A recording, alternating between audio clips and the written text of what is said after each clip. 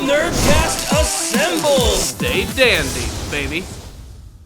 What was old is now new again in another exciting episode of Digimon Adventure. I'm starting to see a pattern here. They're going to reintroduce an old classic character, we're going to see their partner Digimon, they're going to get involved in a big battle, and their Digimon is going to Digivolve for the first time in the series. Yes, it's very similar to the original Digimon Adventure, yet it's still doing things a little different. And this episode was jam-packed with all sorts of crazy Digimon action. Not only do we get to see Koshiro and Tentomon go on a crazy adventure in a massive whale Digimon called Waymon, but we also get introduced a little bit more to the lore of this brand new Digimon Adventure anime series, getting to see that it's quite different than things we saw from the original 90s anime series. We also get to see the return of a classic Digimon villain who just so happens to be my absolute favorite, and I'm so glad that he's going to be returning to the franchise.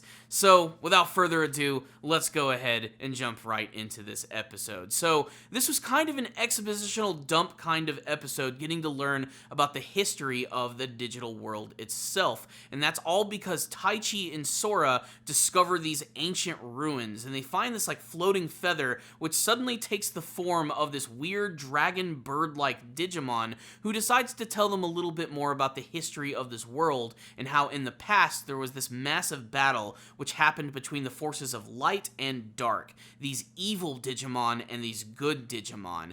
And we get to see that in the past there were these incredibly powerful group of Digimon who are basically the final megaforms of all of the Digidestined. Now, what I especially love about this scene is that it reinforces the fact that all of these Digimon partners are sort of like reincarnations of these original Digimon heroes. But what I really love about it is that in the original series, only Tai and Yamato actually had their Digimon go to their mega forms. Everyone else was basically relegated to going like to their ultimate form. But it looks like in this series, everybody is finally going to get their mega evolution, which I think is really awesome. Again, this was not present in the original Digimon anime series, so it's a change that I think is actually going to be very welcome. As for the evil Digimon themselves, who they are and what their ultimate motive is aside from destroying everything, it's a complete and utter mystery. We don't even really get to see too much of them in this episode, one of which looks completely brand new, this one weird, one-eyeballed, cycloptic-looking monster.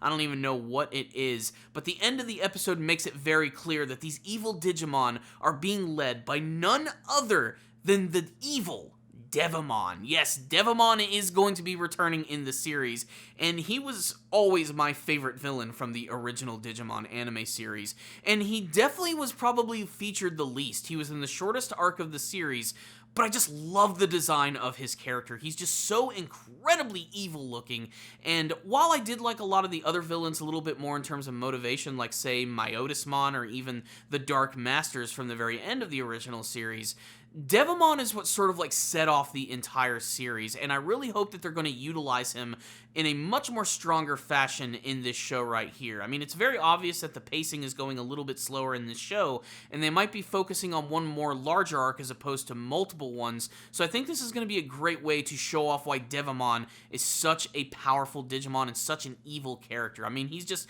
tailor-made to be the perfect villain. I just love the design of that character, and getting to see the dark silhouette of him with his glowing red eyes in this episode, just sent a chill down my spine and brought me right back to the 90s as I was watching Digimon for the very first time. It was really exciting, but while all of this stuff is going on, learning about the history of this massive war, we get to see that Koshiro and Tentomon were swallowed by Waymon. This is what happened at the end of the last episode, and originally I thought that's because Waymon was actually attacking them, but just like in the original show, Waymon is actually a very nice Digimon and seems to actually be protecting them from all of these flying creatures called Tylomon, which are desperately trying to attack the Waymon and try to attack Koshiro and Tentomon respectively. Also in the other world, we get to see that Taichi and Sora are also being attacked by a group of spider Digimon. Probably going to mispronounce the name, but I believe it was Dokugamon. I think that's what they're called.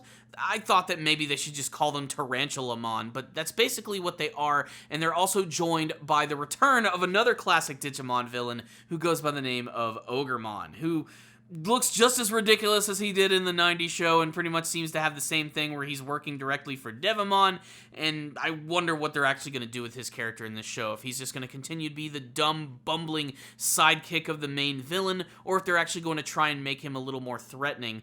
But this episode certainly does that, as they immediately go on the attack, just surrounding them with all of these Digimon and trying to basically outright kill them. One thing I really liked about this scene is that Sora and Piyomon are actually the one who actually end up saving the day here. I mean, this could have easily been another, Agumon digivolve into Greymon and save the day, which of course he does do some pretty cool stuff in this episode, but it's actually like Birdramon who actually ends up grabbing onto them and flying like away and being able to defeat all these Digimon, which unfortunately does happen off screen. According to Taichi, they were able to shake them off, which I think is a little ridiculous. I was kind of hoping to see a little bit more of that. And they even get to learn that on their journey, they're going to have to like cross an ocean and go to some continents where they're going to have to find some holy Digimon. I wonder what this is going to be. Of course, a lot of Digimon come to mind of what it could actually be. Could it be Piximon yet again from the original series? Could it be something incredibly new? I am hoping for something new here. But while all the stuff with Taichi and Sora was interesting, the main point of this episode was getting to see the developing relationship between Koshiro and Tentomon. And we of course get the big scene where eventually they're able to escape from Waymon and they have to do battle with all of these flying Tylomon. The Tylomon are actually being controlled by this Digimon, which is called Sound Birdmon, which maybe they could have come up with a better name for this thing, but apparently they're like these weird like musical notes with wings that are able to control all of these evil Digimon. That appears to be actually going on in the digital world as well. And we get to see that they have to stop this thing in order to take them down, and after nearly dodging all of their attacks and being killed multiple times, it forces both Koshiro and Tentomon to come together using the Digivice and having him finally digivolve into Kabuterimon for the very first time. And of course Kabuterimon just wipes the floor out of all of these Digimon, as well as taking out Sound Birdmon, freeing the Tylomon from its grasp, and getting to see these characters grow, which was really awesome. Again, very classic, feeling a lot like the original series, while also doing something new at the same time.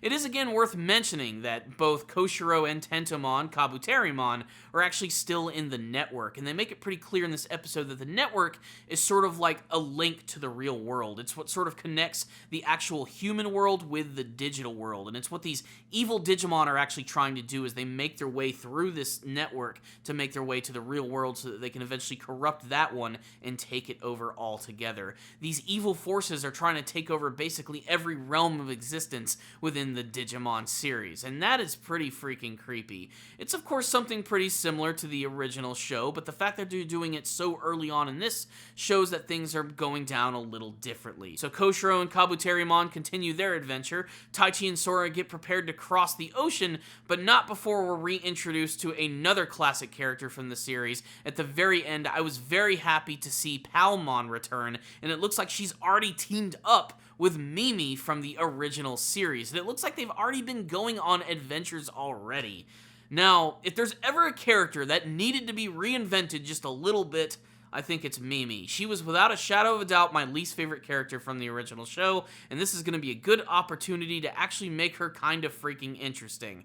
Look, I'm sure she's interesting to someone out there, and I'm sure there are Mimi fans. There have to be. But I don't know what it is about her, but man, I just could not stand her in the original show.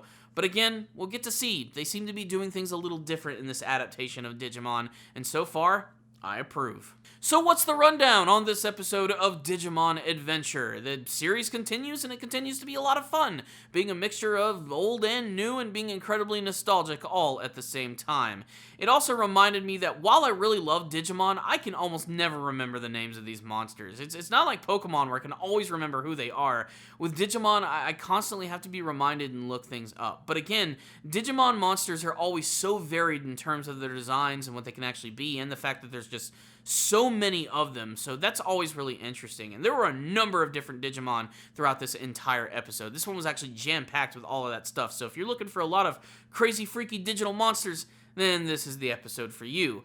I will say, however, when my thoughts stand with the last episode and this one too, The production value, while decent and definitely leagues ahead of the original show, is still starting to show a little bit of like cracks in the armor. I mean, it's not the best looking show in the world, and some of the movements and some of the character design can look a little off at some points, and there are definitely moments that look a lot better than others. I think the strongest element of the series, or at least the last 2 episodes so far, have been the big evolutions. Like, getting to see Tentomon transform into Kabuterimon looked really awesome. Looked so much better than the original series. Also, getting to see Agumon's transformation again was really cool. I'm kind of disappointed we haven't really gotten like a full animation sequence of Piyomon transforming into Bergermon quite yet. I'm sure they're going to spring this on us eventually, but I just want to see what ultimately that's going to look at when compared to, like, say, Greymon and, Kabuterimon.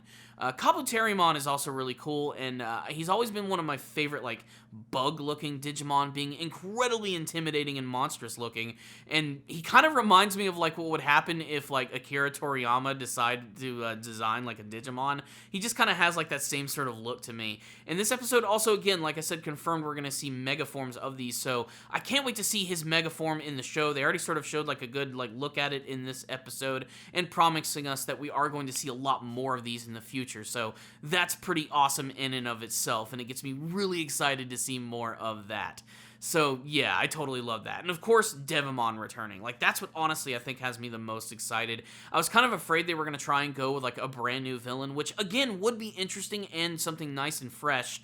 But, again, I think that Devimon didn't really get to showcase much of what he was truly capable of in the original series. And I always felt that the battle with him was very underwhelming in the original show. And if the first couple of episodes had, like, that good of animation, imagine what they're going to do when eventually we get to that big final battle with Devimon. I hope it gives them an excuse to go all out and give us something really interesting to see. I will say, it's still looking so much better than the 90s version, and really, I think this show is sort of tailor-made for people who grew up watching that. If you were even remotely interested in that original show, I highly recommend checking this one out, if only to see how they're doing things a little different, and to see if it actually intrigues you a little bit more, whether it's actually going with its story, which is still managing to do something different while feeling similar all at the same time. It's nostalgic as hell, and it's really fun. And it's also the type of anime that just about anyone of any age can enjoy, which I really appreciate. I always felt that Digimon was definitely meant for the younger kids, and the fact of the matter is, it is. But as someone who grew up watching the show, this is just an absolute nostalgic injection into my veins that I look forward to with every single week. And this one right here has got me very excited. So, I liked this episode. I don't think it was perfect. I still think there were some animation moments which looked a little sloppy in this episode, and it just didn't work for me. But otherwise, I'm loving this new adaptation of the series, and I'm looking forward to watching it every week, which is why I'm going to drop a 4 out of 5 on this bad boy. You guys need to check it out. I'd love to get your thoughts all about it in the comments section below. What did you think about this episode of Digimon Adventure, the big introduction of Kabuterimon? What do you think about the return of Devimon? And Mimi and Palmon are returning. How long have they been in the digital world? Are they going to be very different characters from the original series? What do you hope to see from their development? Not to mention, there's still a lot of other Digidestined out there we haven't been introduced to yet. Let's discuss all of that in the comments section below. So thank you guys so much for watching this review. Please subscribe to the channel for more videos just like this one. If you liked my review, please give it a thumbs up. And if you are subscribed to the channel, please make sure and hit that bell notification icon. It's going to let you know when all my videos are released. If you want to go that extra mile, please check out my Patreon account in the description box below. I have a number of patrons who've been making some very nice donations. And remember, if you do make a donation, I'll review an anime series of your choice. So thank you guys so much for watching. I'll see you all next time. And as always, stay down there, baby.